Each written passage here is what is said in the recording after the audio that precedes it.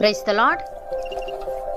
ఈరోజు దేవుని వాగ్దానము, చెడుతనము విడిచి నడుచుటే యథార్థవంతులకు రాజమార్గము, తన ప్రవర్తన కనిపెట్టువాడు తన ప్రాణమును కాపాడుకొనును. సామెతల గ్రంథము 16వ అధ్యాయము 17వ వచనము. సహోదరి సహోదరులారా, ఈ వాక్యం మన దైనందిన జీవిత ప్రయాణానికి ఒక సురక్షితమైన రహదారిని మరియు మన ఆత్మలను కాపాడుకునే అద్భుతమైన సూత్రాన్ని చూపిస్తుంది.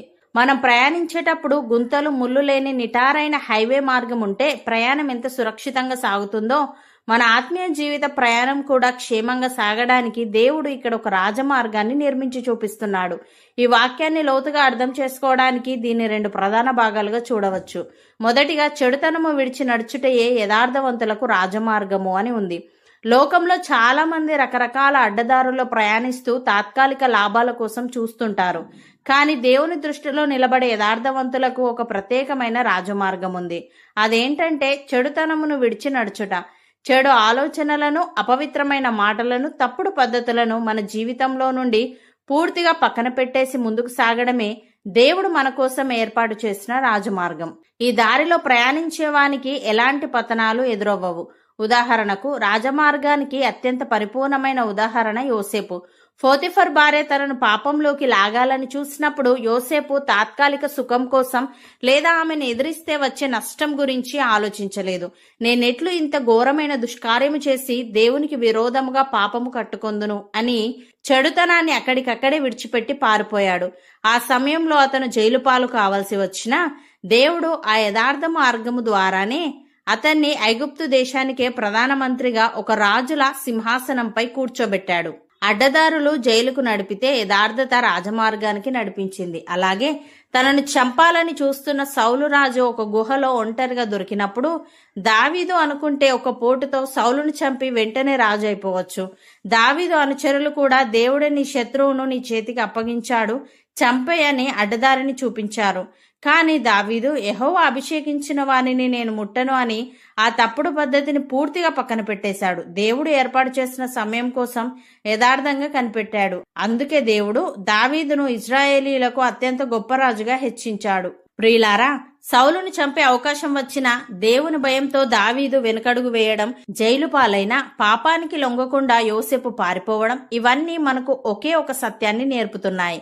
యథార్థత అనే రాజమార్గంలో ప్రయాణించేటప్పుడు మొదట్లో కొన్ని ఇబ్బందులు, అవమానాలు లేదా జాప్యాలు ఎదురుకావచ్చు.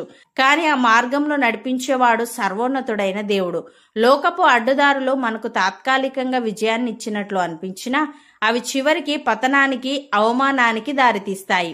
యోసేపును ఐగుప్తు సింహాసనం మీద, దావీదును ఇజ్రాయేలు పీఠం మీద కూర్చోబెట్టిన దేవుడు నేటికి మారలేదు. కానీ ఆ మార్గంలో నడిపించేవాడు సర్వోన్నతుడైన దేవుడు.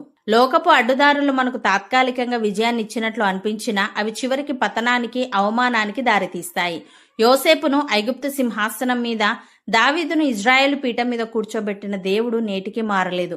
కాబట్టి ప్రియులారా, లోకం చూపే తాత్కాలిక లాభాల వైపు, అపవిత్రమైన మాటల వైపు, తప్పుడు పద్ధతుల వైపు మన అడుగులు పడకుండా చూసుకుందాం. ఎన్ని శోధనలు వచ్చినా చెడుతనమును విడిచి నడుచుటే మన జీవిత ధ్యేయంగా మార్చుకుందాం. దేవుడు మన కోసం సిద్ధం చేసిన ఆ ఉన్నతమైన రాజమార్గంలోనే స్థిరంగా సాగిపోదాం. రెండవదిగా, తన ప్రవర్తన కనిపెట్టువాడు తన ప్రాణమును కాపాడుకొనును అని ఉంది. ఈ వచనంలోని 2వ భాగం మన వ్యక్తిగత జాగ్రత్తను గుర్తు చేస్తుంది.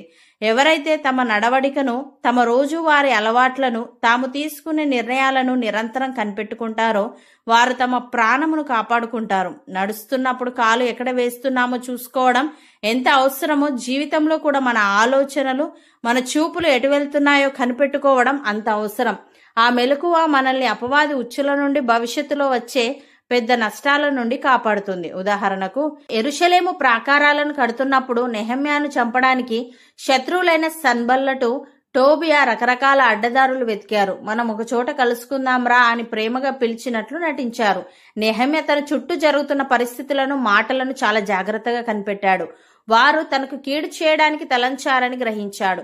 ఫలితం, వారు ఎంత ఒత్తిడి చేసినా తన అడుగులు తడబడకుండా, ప్రవర్తనను అదుపులో ఉంచుకొని వారి ఉచ్చులో పడకుండా తన ప్రాణాన్ని, దేవుని పనిని కాపాడుకున్నాడు. అలాగే క్రొత్త నిబంధనలో పౌలు తన పరిచర్యలోను, నడవడికలోను ఎంతో జాగ్రత్తగా ఉన్నాడు. ఒకవైపు ఇతరులకు సువార్త ప్రకటిస్తూనే తాను ఎక్కడ తప్పిపోతానేమోనని నిరంతరం తన్ను తాను కనిపెట్టుకున్నాడు.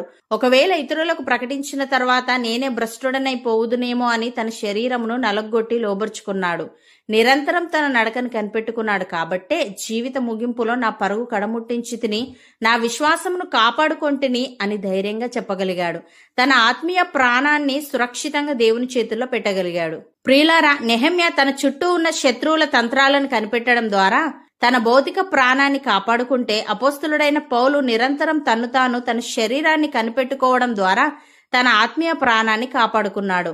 ఈ ఇద్దరి జీవితాలు మనకు నేర్పే పాఠం ఒక్కటే.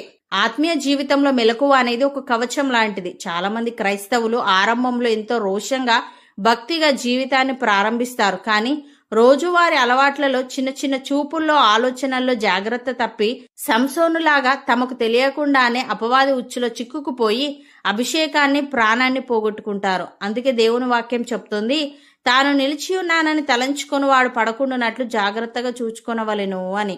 మనం నడుస్తున్న ఈ లోకపు దారి అంత సులువైనది కాదు. ఎక్కడ ఏ ఉచ్చు ఉందో, ఏ ఆకర్షణ మనల్ని పడేస్తుందో తెలియదు. కాబట్టి మన ప్రవర్తనను మనం నిరంతరం వాక్యం అనే అద్దంలో చూసుకుంటూ కనిపెట్టుకుందాం.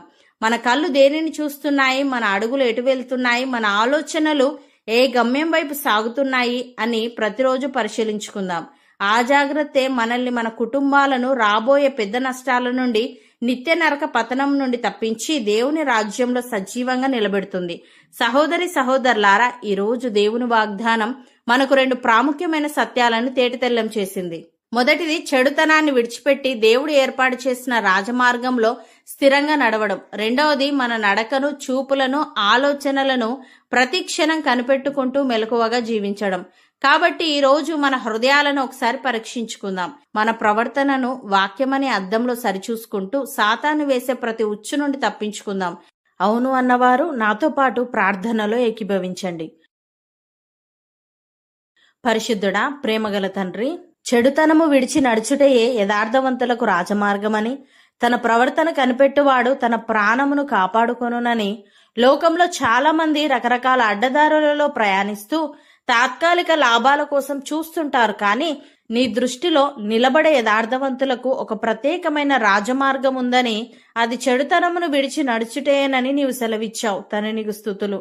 దేవా, మా దైనందిన జీవిత ప్రయాణంలో మా చుట్టూ రకరకాల ఆకర్షణలు, తాత్కాలిక లాభాలు లోకం చూపిస్తున్నప్పుడు వాటన్నింటినీ తిరస్కరించి కేవలం నీవు ఏర్పాటు చేసిన యథార్థమైన రాజమార్గంలోనే స్థిరంగా సాగిపోయే వారంగా ఉండుటకు సహాయము దయచేయమని, ఆరంభంలో ఎంతో భక్తిగా ఉండి ఆ తర్వాత చిన్న చిన్న అలవాట్లలో, చూపుల్లో జాగ్రత్త తప్పి తన అభిషేకాన్ని, కళ్ళను, ప్రాణాన్ని పోగొట్టుకున్న సంసోను వలె మేము పడిపోకుండా ఉంటూ, అపోస్తలుడైన పౌలు వలె ఇతరులకు సువార్త ప్రకటిస్తూనే మేము ఎక్కడ భ్రష్టులమైపోతామేమోనని నిరంతరం మమ్మల్ని మేము వాక్యమనే అద్దంలో పరీక్షించుకునే వినయాన్ని కలిగి ఉంటూ, మా ఆలోచనలు, మా చూపులు, మా అడుగులు ఎటు వెళ్తున్నాయో ప్రతి క్షణం వాక్యంతో సరిచూసుకుంటూ అపవాది వేసే ప్రతి ఉచ్చు నుండి తప్పించుకొని మా రక్షణను చివరి వరకు కాపాడుకునే వారంగా ఉండుటకు కృపచూపమని, ఈ వాగ్దానాన్ని హృదయపూర్వకంగా నమ్మి ప్రార్థనలో ఏకీభవిస్తున్న ప్రతి ఒక్కరిని